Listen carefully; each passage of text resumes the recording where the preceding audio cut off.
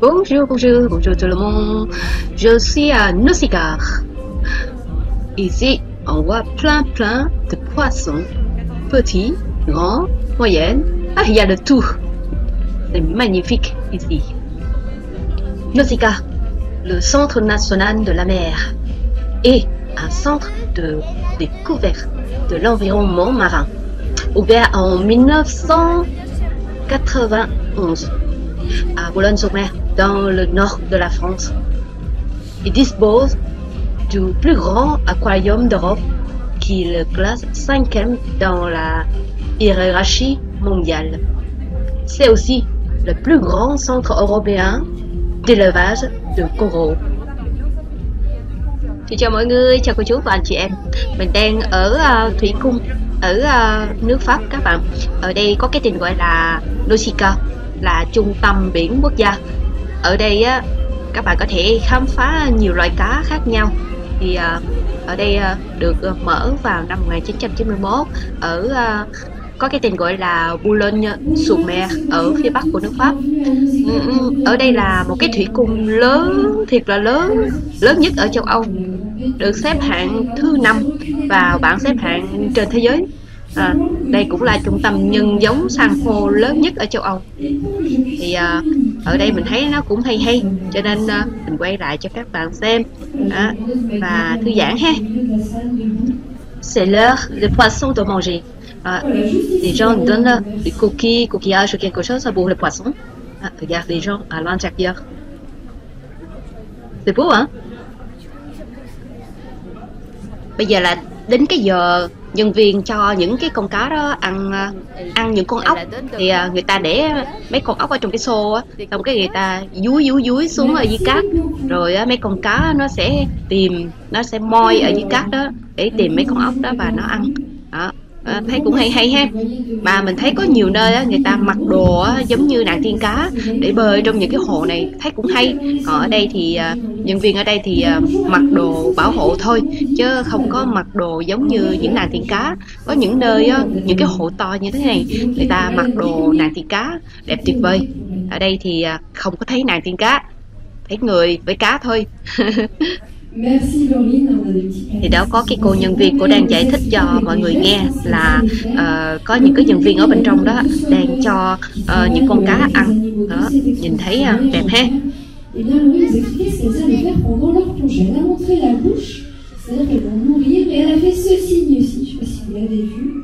Ça veut dire, ça parle d'une espèce du bassin, ce sont les raies aigles.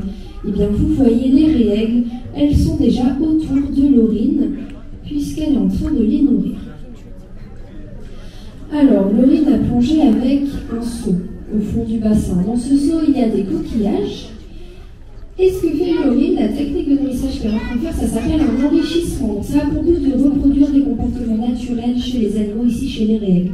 Donc, l'orine va enfouir les coquillages au fond du sable, au fond du bassin, pardon, sous le sable, et pendant le reste de la journée, les raies vont les détecter avec leur odorat particulièrement développées, et puis dès qu'elles ont trouvé ces coquillages, eh bien, elles vont les manger. Elles ont des mâchoires assez puissantes pour casser la coquille et manger l'animal à l'intérieur. Les raies, on les reconnaît bien puisque vous voyez, elles ont vraiment un museau proéminent, un petit peu pointu, qui pourrait presque faire penser à un bec. Donc voilà pour le nourrissage des raies. Alors la plongée dans le grand bassin, elle a lieu tous les jours, et les plongeurs seront toujours à deux pour des raisons de sécurité. Il y a également un soigneur à la surface qui va surveiller la plongée, pareil pour des raisons de sécurité. Les soigneurs ne plongent pas seulement pour nourrir les animaux, ils vont également plonger pour l'entretien des bassins et également pour l'observation des animaux. Alors là, nous, on a la chance d'assister à un nourrissage lors de la plongée. Alors les raies, ce ne sont pas les seuls animaux à être nourris lors de la plongée, ça va dépendre des jours. Mais il y a deux autres espèces qui sont nourries lors de la plongée, puisque ce sont des espèces benthiques, donc qui restent au fond du bassin et qui ne remontent pas à la surface pour se nourrir. Il s'agit des mourettes que vous avez sûrement peut-être vu dans leur grotte, et également les raies guitares que l'on peut apercevoir souvent au fond du bassin et qui peuvent nous faire penser à des requins plats. Voilà, les raies guitares, elles ont vraiment ce corps de requin, mais la tête plate comme une raie. Alors ce sont bien des raies, et elles sont nourries aussi parfois lors de la plongée. Mais la majorité des animaux vont être nourris à la surface du bassin. avec une technique qu'on appelle la cible. Alors, la technique de la cible est utilisée pour les grandes espèces du bassin, c'est-à-dire les 5 espèces de raies, les requins, les murènes donc, et la tortue. Alors, ces espèces, elles ont appris à reconnaître une cible. Il y aura une cible différente pour chaque espèce et les soigneurs vont venir leur présenter la cible à la surface des bassins. Alors, on pourrait parler par exemple des mantes. Vous en voyez une au milieu du bassin. On les reconnaît parce que dans la bouche, elles ont ce qui ressemble à des cornes. Alors, ce ne sont pas des cornes en réalité, ce sont des nageoires céphaliques. On appelle ça aussi des palpes. Et les mondiales les utilisent lorsqu'elles mangent, puisqu'elles vont les déployer devant leur bouche. Elles vont presque se toucher les palpes. Ça leur permet en fait de faire comme un entonnoir et de filtrer l'eau plus facilement, de manger plus facilement. Si vous regardez sur les écrans, de part et d'autre de la grande V, vous verrez à quoi ressemble donc le nourrissage des mondiales qui a lieu donc à la surface des bassins. Alors, lorsqu'elles seront nourries, leur plateforme de nourrissage se situerait ici vers le centre du bassin, juste au-dessus de moi. Et on voit le plus grand poisson de Nausicaa passer juste devant nous, la raie manta océanique. Alors elle ressemble aux mondiales, mais ce n'est pas la même espèce, puisque les mondiales, la taille adulte, elles atteignent 1,20 m d'envergure, tandis que les raies manta océaniques sont entre 5 et 6 mètres d'envergure à taille adulte. Alors la cible qu'ont appris à reconnaître les mondiales, ce sera des rayures noires et blanches qui seront sur des bâches plongées dans l'eau en même temps que la plateforme que vous voyez donc sur les écrans. Alors pour revenir sur la grande raie manta qu'on a vu passer devant nous, je vais vous la présenter. Donc elle fait 4 mètres d'envergure. En ce moment, on estime qu'elle va encore grandir et qu'elle va atteindre les 5 mètres d'ici quelques années, puisqu'elle est encore jeune, elle a 7 ans, donc elle n'a pas encore atteint sa taille adulte. Son poids est estimé à 500 kg. C'est le plus gros poisson de Nausicaa, et elle a un nom, c'est un mâle, les soigneurs l'ont appelé Charles. C'est la raie Charles que vous pouvez voir à Nausicaa. Alors Charles, vous comprenez parce que Nausicaa a ses palpes qui déploient dans la bouche lorsqu'il mange, et il va être nourri à la surface du bassin, avec la technique de la cible, et c'est ce que vous voyez sur les écrans. La cible pour Charles, c'est un cercle bleu qui est au bout d'une perche. Cái con cá đuối này nó tên là shark. Ils vont positionner le bol à la surface du bassin et ils vont nourrir Charles. Il y a Laurine qui revient sur avoir trouvé quelque chose de petit et pointu. Qu'est-ce que ça peut bien être? Très bien, je vais essayer de me le transmettre. Merci beaucoup. Merci Laurine. Alors vous voyez, j'ai un peu défié les lois de la physique. Voici ce que Laurine m'a fait parvenir à travers la vitre très épaisse de cet aquarium. Est-ce que vous arrivez à deviner ce que c'est pour ceux qui sont devant? Qu'est-ce que ça peut bien être? Tout à fait, une dent de requin. Alors, on fait ça, c'est pour dire qu'il y a un requin dans le bassin. Donc, forcément, les soigneurs, pour communiquer, ils vont se faire des signes entre eux. Et voilà pour la dent de requin. Alors, pour ceux qui ne l'ont pas vu, vous pourrez venir la voir à la fin de l'animation. Je pourrais vous la montrer. Pourquoi Laurine a trouvé une dent de requin au fond du bassin? Eh bien, parce que les requins perdent leur dent tout au long de leur vie. Dans ce bassin, ce sont des requins gris que vous pouvez voir. Donc les requins ont développé cette capacité à renouveler leur dent tout au long de leur vie, donc c'est très commun pour les soigneurs de retrouver des dents de requin au fond du bassin. Par exemple, ici, les requins gris, qui sont 7, eh bien, ils sont déjà plus de 300 dents dans la mâchoire et ils les perdent très régulièrement. Vous voyez, une dent de requin reste 2 mois dans la bouche d'un requin. Donc les dents tombent et les dents sont immédiatement remplacées par les rongeurs inférieurs devant. Ça fonctionne comme un tapis roulant dedans. Et donc ça arrive qu'on retrouve des dents de requin au fond des bassins comme celle-ci. Alors elle est petite, hein, mais en fait elle est très tranchante et donc très efficace pour se nourrir. Si vous regardez maintenant sur les écrans, vous verrez le nourrissage des requins gris. Donc ils sont aussi nourris par les soigneurs, toujours avec la technique de la cible. Vous voyez leur cible, pour eux c'est une spirale noire et blanche sur une perche. Donc les soigneurs vont accrocher à l'aide d'un nœud la nourriture. Ça peut être du poisson de taille moyenne, comme du bar, du saumon, ça peut être également du poulpe, par exemple le jour où cette vidéo a été tournée. Et les requins viennent se diriger donc vers la cible et vont s'emparer de la nourriture. Alors, est-ce que vous avez une idée, une estimation de la quantité de nourriture que mange un requin gris en une semaine? Un requin gris, ça pèse entre 40 et 70 kg.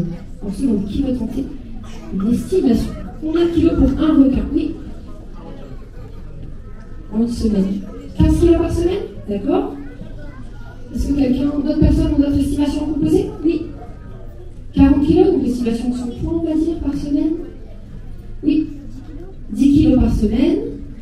D'accord, donc j'ai eu 10, j'ai eu 15, j'ai eu 40. Vous avez 25? Alors c'est moins que tout ce qu'on a dit, c'est 2 kg par semaine pour un requin. Ce chiffre peut étonner puisqu'on a l'image des requins comme des gros mangeurs, et bien ce n'est pas le cas, les requins sont des petits mangeurs. Ils ont une digestion lente, et donc ils vont manger entre 3 et 5% de leur poids par semaine, donc c'est l'équivalent de 2 kg. Pour les requins gris, c'est 1 kg le vendredi et 1 kg le lundi.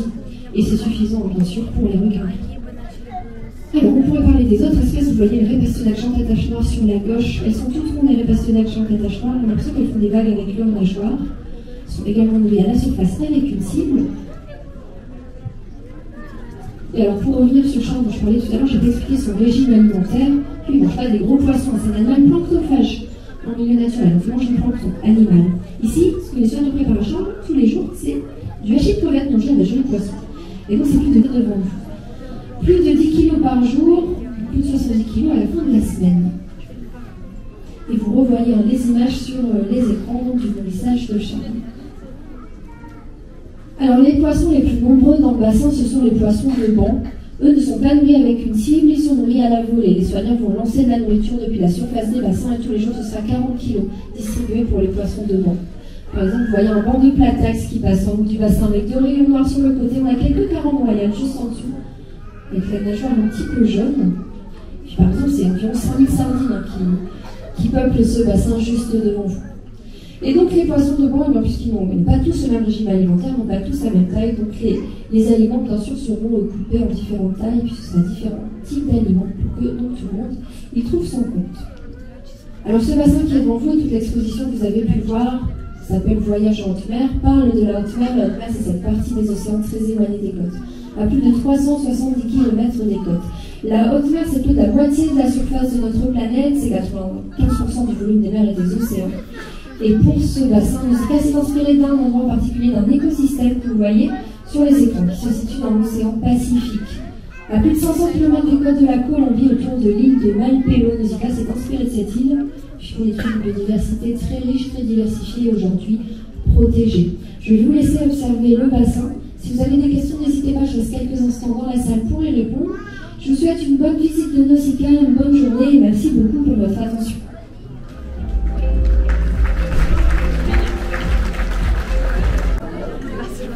Celle-là. Et même, tu fais même pas tout le bassin. Oh là là.